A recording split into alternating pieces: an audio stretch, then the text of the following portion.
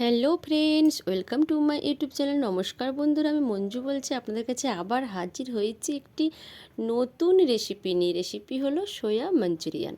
তো বন্ধুরা, আপনারা সয়াবিন অনেক রকম রান্না করে খেয়েছেন। তো বন্ধুরা, আমি যে রেসিপিটি আপনাদের সঙ্গে যে শেয়ার করছি, তো বন্ধুরা এই ভিডিওটি দেখে আপনারা ঝটপট করে বাড়িতে বানিয়ে ফেলুন এই সয়াবিনের এই রেসিপিটি। খুব ভালো লাগবে, রুটিন, পরোটা, নান, লাচ্ছা সবের সঙ্গে খুব স্বাদ হবে খেতে। তো বন্ধুরা, বেশি কথা না বাড়িয়ে ঝটপট করে দেখুন তো আমি কি কি উপকরণগুলো দিচ্ছি। তো মাঝখানে ভিডিওটি স্কিপ করবেন না, পুরো ভিডিওটি দেখবেন। পুরো ভিডিওটি দেখার জন্য আপনার কাছে অনুরোধ রইল। আমার চ্যানেলে নতুন শ্রোতা হলে চ্যানেলটি সাবস্ক্রাইব করুন, অনুরোধ রইল। লাইক, কমেন্ট, শেয়ার করতে ভুলবেন না। তো দেখুন বন্ধুরা, আমি কী কী উপকরণ দিচ্ছি। দেখুন বন্ধুরা, আমি একটি প্যানের মধ্যে জল গরম আমি বসিয়ে দিয়েছি। এবার আমি সয়াবিনগুলো আমি সেদ্ধ করে নেব।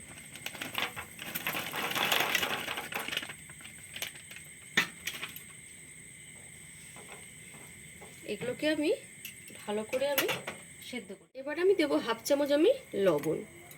দেখুন এগুলো ভালো হয়ে সেদ্ধ হবে, তারপর আমি আপনাদেরকে আমি দেখাচ্ছি। তো অনেকটাই কিন্তু দেখুন ফুলে উঠে গেছে, আরও একটু সেদ্ধ হবে।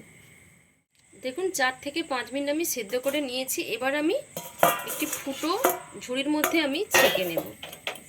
বা গ্যাসের বাতিটা আমি বন্ধ করে দিলাম। এবার আমি ভালো করে ছেঁকে নেব। নেওয়ার পর আমি এটাকে ঠান্ডা করতে দেব।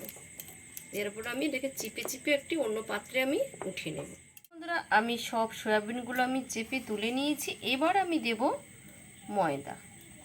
আমি দিচ্ছি 1.5 চামচ ময়দা, 1 চামচ দেব কর্নফ্লাওয়ার। এবার আমি দেব হলুদ, দেব লঙ্কার গুঁড়ো, লবণ দেব অল্প। আমি লবণ দেব কারণ আমি সেদ্ধ করার সময় আমি লবণ দিয়ে রেখেছিলাম। এবার আমি অল্প ওর জন্য আমি লবণ দিলাম। আমি হাফ চামচ দিলাম গোলমরিচের গুঁড়ো। এবার আমি সব উপকরণগুলোকে ভালো করে আমি মাখিয়ে নেব। এবার আমি দিচ্ছি হাফ চামচেরও কম আমি আদা বাটা, রসুন বাটা, আর হাফ চামচেরও কম দিচ্ছি আমি আদা বাটা। এবার আমি সব উপকরণগুলোকে ভালো করে আমি মিশিয়ে নেব। তো প্রথমটা আমি দিয়েছিলাম রসুন বাটা, পরে দিয়েছি আদা বাটা। এবার আমি অল্প একটু আমি জল দিয়ে এটাকে আমি মাখিয়ে নেব।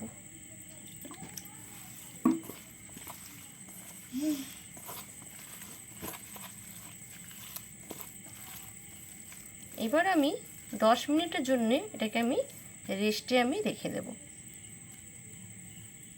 দেখুন বন্ধুরা, আমি একটি কড়াই বসিয়ে দিয়েছি। এবার তেল দেখুন গরমও হয়ে গেছে। এবার আমি যে সয়াবিনগুলো আমি মাখিয়ে রেখেছিলাম ম্যাগনেট করে, ওগুলোকে আমি এবার একটা একটা করে আমি ভেজে নেব। আমি একটু সরিয়ে সরিয়ে দিচ্ছি, কারণ কারোর সঙ্গে কেউ যেন না জড়িয়ে যায়।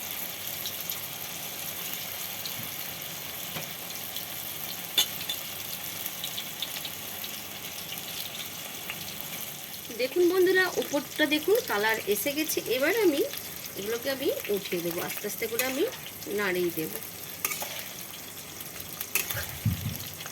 তো সয়াবিনগুলো দেওয়ার সঙ্গে সঙ্গে কিন্তু আপনারা এগুলোকে নাড়াবেন না, একটু সময় দেবেন, যাতে ওই পাশটা যাতে ভালো করে যাতে গোল্ডেন কালার হয়ে যায়।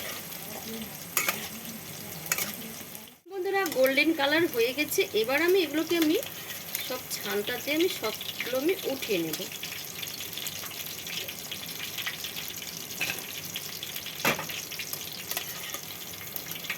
দেখুন বন্ধুরা, আমি ওই একই তেল আমি অল্প একটু ঢেলে নিয়েছি। সেই তেলের মধ্যে এবার আমি দিয়ে দেবো কেটে রাখা পেঁয়াজ। তো বন্ধুরা দেখুন, আমি পেঁয়াজটা আমি একটা পেঁয়াজকে 4 খণ্ড করে তার মাঝে আরেকটা ফালি দিয়ে আমি পাতলা পাতলা করে আমি ছাড়িয়ে নিয়েছি।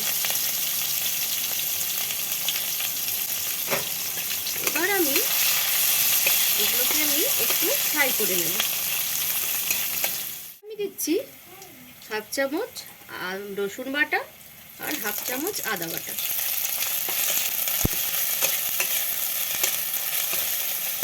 এটা হালকা করে একটু ফ্রাই হয়ে যায়।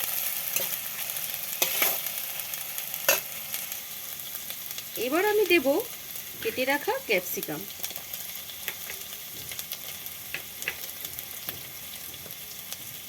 সব উপকরণগুলো ভালো করে আমি মিশিয়ে নেব। সব উপকরণগুলোকে ভালো করে আমি একটু ভেজে নেব। এবং একটা ছোট সাইজের দেখুন টমেটো আমি কুচিয়ে নিয়েছিলাম, সেই টমেটোটা আমি এর মধ্যে আমি দিয়ে দিলাম। সব উপকরণগুলোকে ভালো করে আমি মিশিয়ে নেব, আর এগুলোকে আরও একটু আমি ভালো করে আমি ভেজে নেব। অল্প একটু দেব লবণ। তো লবণটা কিন্তু বন্ধুরা আপনারা আপনাদের স্বাদ অনুযায়ী দেবেন।